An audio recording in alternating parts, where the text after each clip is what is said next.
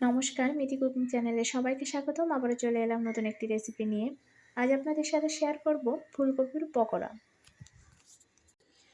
ফুলকপির পকোড়া তৈরি করা খুবই সহজ, আর এই ফুলকপির পকোড়া এতটাই জনপ্রিয় যে আপনারা বাসায় অতিথি আপ্যায়নে স্ন্যাক্স হিসেবে রাখতেই পারেন। তো চলুন ঝটপট তৈরি করে নিই ফুলকপির পকোড়া। ফুলকপির পকোড়ার জন্য আমি এখানে একটা বড় সাইজের ফুলকপির অর্ধেকটা নিয়েছি, আর এরকম ছোট ছোট করে কেটে নিয়েছি। ফুলকপির টুকরাগুলো আমি কিন্তু ধুয়ে নিয়েছি, তারপরেও এখানে আমি পর্যাপ্ত জল দিয়ে আর সামান্য পরিমাণ লবণ দিয়ে 15 থেকে 20 মিনিটের জন্য রেখে দেব। এতে করে ফুলকপির ভিতরে যদি কোনো প্রকার পোকা ঠোকা থেকে থাকে তাহলে বের হয়ে যাবে। প্রায় 20 মিনিট পর আমি ফুলকপির টুকরাগুলো জল থেকে তুলে নিয়েছি। এখন আমি কিছু গুঁড়া মশলা মিশাবো। এখানে গুঁড়া মশলার মধ্যে আমি নিয়েছি স্বাদ মতন লবণ, 1 চা চামচ হলুদ গুঁড়া, 2 চা চামচ টালা জিরার গুঁড়া, 1 চা চামচ মরিচের গুঁড়া।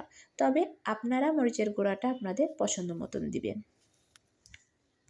এবার দিয়ে দিলাম 1/3 কাপ চালের গুঁড়া, 1/2 কাপ বেসন।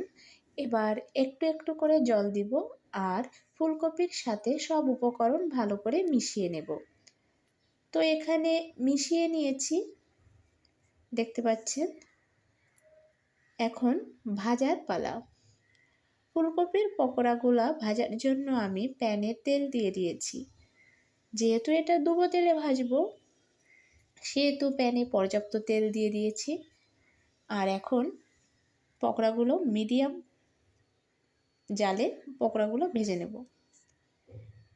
পকোড়াগুলো কিন্তু লোতে রেখে ভাজবেন না। লোতে জাল রেখে ভাজলে পকোড়ার ভিতরে তেল চলে যায়। তো মিডিয়ামে, হাইতে রাখবেন না, মিডিয়ামে রেখে জালটা পকোড়াগুলো ভেজে নেবেন। তো আমি এখন মিডিয়াম জালে রেখে পকোড়াগুলো ভেজে নিব।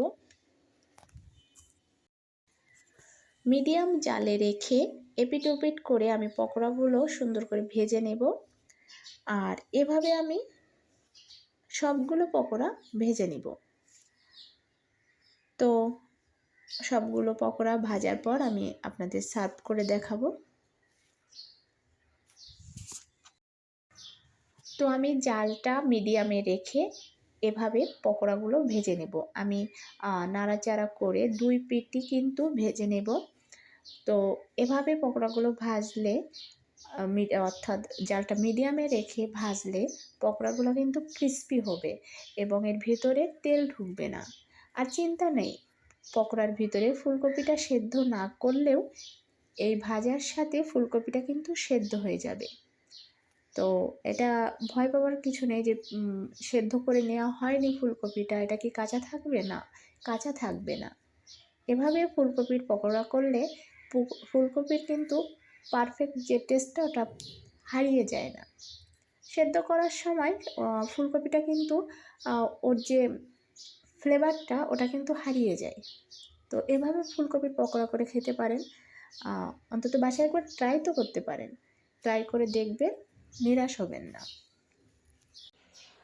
তো আমি সবগুলো পকোড়া এভাবেই ভেজে নেব, আর ভাজা হয়ে গেলে আমি আপনাদের পরিবেশন করে দেখাবো।